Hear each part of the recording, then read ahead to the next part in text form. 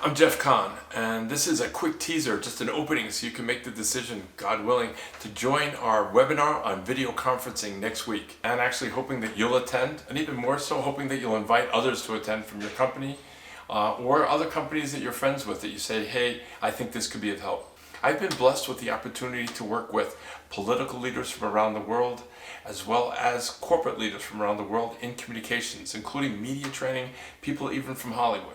So I've had a chance to understand what it's like to be behind the camera, in front of the camera, and understand how does that affect video conferencing. We're all living through very tough times right now when we're trying to understand the depths of what is this global pandemic of corona going to mean to us, both personally, professionally, to our friends and family and loved ones that go way beyond into not only our country and our neighborhood, but also across the world, since we live in a global community. But it's not only affecting our health, it's also affecting our economies. This means that companies, will be turning around in months from now and saying, can we afford right now to be able to send people to a conference? Video conferencing as a methodology for allowing people to stay in touch with other companies and even within their own company is here to stay. We know that video conferencing is one of the ways that we're going to be dealing with social distancing, not only today, but the predictions are that social distancing will be taking place for a long time. So now, how do you learn more about video conferencing so that you can basically say that I now can become really almost a practiced expert to be able to make sure I do it well?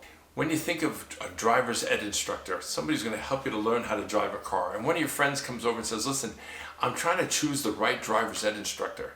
Now you think of driving a car is important and putting people's lives at risk, and it's something you need to really get good at. And the driver's ed instructor tells your friend, my methodology is very simple. Driving is as simple as turn the key in the engine, step on the gas, boom, ready to go.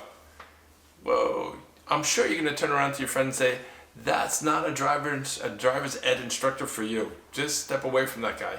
Driving's more complicated. But shift out to where we are now, we're being told that video conferencing is as easy as clicking on the link, click on that link, boom, you're ready to go.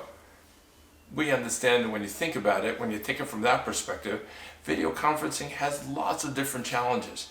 It's not the same as speaking to somebody face to face. It's not easy to manage a screen that has 15 people on it that are representing people that are making decisions or people you need to work in your teams with or your own colleagues. At the end of the day, video conferencing is a lot more complicated than just the technical issues of whether or not you have good Wi-Fi or did you appear in the camera this way or that way. Video conferencing is learning a new technique, a new approach towards communications. And like anything, you need to practice and you need to really understand the nature of the challenges so you can come up with solutions. I'm really looking forward to seeing you next week, and if not in person, at least on a screen, and then maybe someday in person as well. See you there.